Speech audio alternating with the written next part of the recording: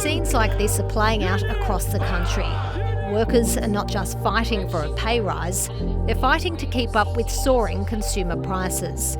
The cost of living is going up, but wages are stagnant. Wages are not increasing commensurate to inflation. If the wage doesn't increase and keep up with the other increases like mortgage and all, we may have to sell our house. Wages rose 0.7% in the 3 months to June and 2.6% for the year. It means workers have copped a real pay cut because salaries are not keeping up with price increases. Private sector wages rose more strongly than those in the public sector, with the biggest increases in construction, manufacturing and real estate. We've got the biggest fall in real wages since the series began in 1998. So we've got wages growth picking up in welcome ways, but real wages falling because of the inflation challenge. Salaries of public servants are being held down by government wage caps and multi-year enterprise agreements. Economists say there are some positive signs of wage growth in the private sector.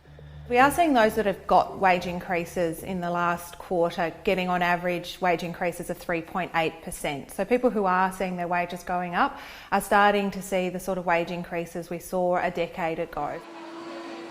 Since the data was compiled, more than 2.7 million Australians on the minimum wage and award rates have been given a wage increase.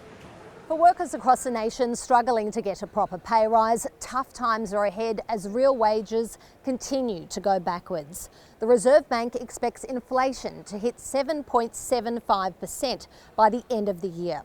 Every day we wait not to fix our broken bargaining system is another day where working families have to cut back on the essentials. It's the number one job to restore wages growth. On the flip side, economists say the sluggish wage growth last quarter might influence the Reserve Bank to hold back on lifting the cash rate. My expectation is we'll get to around 2.5%. The Reserve Bank will then wait and see and make a judgment call about whether further tightening is required. Unions say higher mortgage costs are another reason why workers need more pay. A lot of people put a lot of heart and a lot of pride in their work, and so then to get paid less effectively in the next few years, people feel hurt. You need to be able to survive. You need to be able to go home and sit in front of the telly and not worry about whether you're going to have veggies tonight or whether you're going to put the heater on. A fight for fair pay turbocharged by the rising cost of living.